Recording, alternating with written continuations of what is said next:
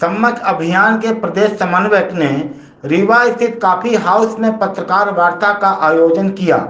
इस दौरान बताया कि सम्मत अभियान के संकल्पों को जन जन तक पहुंचाने कार्यकारिणी कार्य करेगी। बेरोजगारी का दंश झेल रहे युवाओं को रोजगार मिल सके और उनका घर परिवार ही तीर्थ दर्शन बन सके, ऐसा प्रयास अनवरत जारी रहेगा। पत्रकार वार्ता के दौरान बताया कि नगर निगम रीवा अंतर्गत 5000 सम्यक मित्रों एवं प्रत्येक जनपद से प्रति जनपद 1000 मित्रों को अभियान से जोड़ने का दायित्व जिला कार्यकारिणी करेगी। सम्यक अभियान के प्रमुख भास्कर राव रोकड़े के द्वारा विभिन्न बिंदुओं पर शोध के माध्यम से बेरोजगारी से मुक्त मध्य प्रदेश के पुनर्निर्माण हेतु आगे आने के लिए शिक्षित युवाओं को रोजगार प्रदान हेतु भागीदारी सुनिश्चित करने का आह्वान किया गया है। सम्यक अभियान यूथ ऑपरेशन हम लोगों ने 2 मई 2022 को रीवा से शुरू किया था, जो कि हमें यूथ पढ़े लिखे शिक्षित बेरोजगारों पे इस अभियान की शुरुआत पूरे मध्य प्रदेश में किया है। और जब मैंने रीवा से इसकी शुरुआत किया था, माननीय भास्कर राव रोकड़े जी, क्योंकि वो एक थिंकर हैं, चिंतक हैं, लेखक हैं, विचारक हैं, उनके मार्गदर्शन में पूरे मध्य प्रदेश में इस अभियान की शुरुआत हमने की। रीवा की शुरुआत हुई और रीवा शुरुआत के बाद मैंने एक जानकारी ली, सर्वे किया कि पढ़े लिखे शिक्षित बेरोजगार हमारे यहाँ कितने हैं। तो लगभग हर विधानसभा में औसत 12 से 13 हज़ार शिक्षित बेरोजगार हमें निकल के आए। 1 लाख से ज़्यादा शिक्षित बेरोजगार अकेले रीवा जिले में। हम लोगों ने इस कार्यक्रम की शुरुआत की, मध्य प्रदेश के कई जिलों में कार्यक्रम किया हमने, शहडोल में किया, उसके बाद भोपाल में किया, ग्वालियर में किया।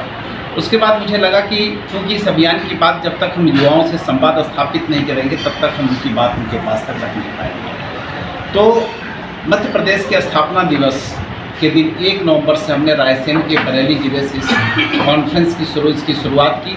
45 दिवसीय यात्रा हम लोगों ने निर्धारित की, वाहन यात्रा करके मध्य प्रदेश के सभी जिलों में अधिक से अधिक विधानसभाओं में युवाओं से संवाद स्थापित करेंगे। वो संवाद हमने मध्य प्रदेश के 45 जिलों में लगभग संवाद स्थापित किया।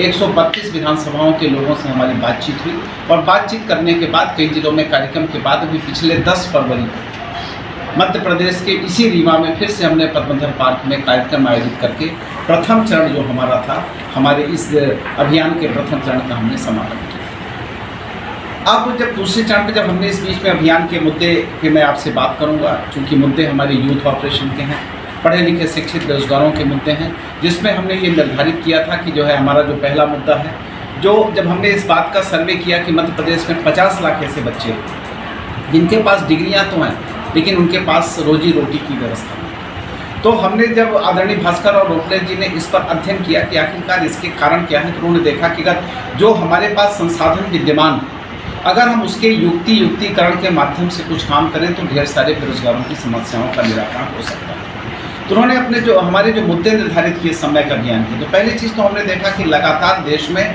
जो है खासकर मध्य प्रदेश में कर्मचारियों की रिटायरमेंट की आयु को लगातार सरकार बढ़ाती जा रही है। कभी मध्य प्रदेश में 58 साल की रिटायरमेंट आई थी, फिर 60 साल, 62 साल, 63 साल, 65 साल की बात हो रही है। और प्रॉपर जो है उन्होंने एक एजेंडे के तहत निर्धारित कर लिया है कि हमें मध्य प्रदेश में कर्मचारियों की रिटायरमेंट एज बढ़ानी है। और जब कर्मचारियों की रिटायरमेंट एज लगातार बढ़ती चली जाएगी तो हमारे जो नौजवान पढ़े लिखे हैं उनके अवसर कहीं न कहीं कम होंगे। तो इसके लिए हमने ये निर्धारित किया कि 58 साल की रिटायरमेंट जो एज है उसको फिर से किया जाए।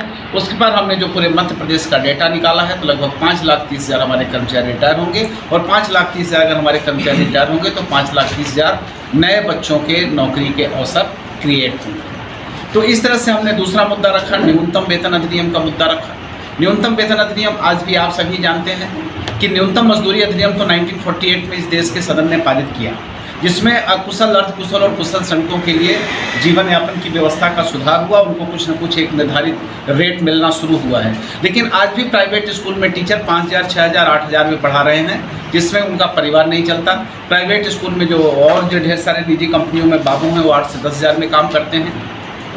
प्राइवेट इंजीनियरों की स्केल बहुत अच्छी नहीं है। तो हम चाहते हैं कि मध्य प्रदेश में सहित समूचे हिंदुस्तान में न्यूनतम वेतन अधिनियम चालू हो, जिससे कम से कम लोगों को इतना तो वेतन मिले जिससे उनके परिवार का भरण पोषण हो सके। तीसरा हमारा एजेंडा है आउटसोर्स के माध्यम से नौजवानों का शोषण शुरू हो गया है।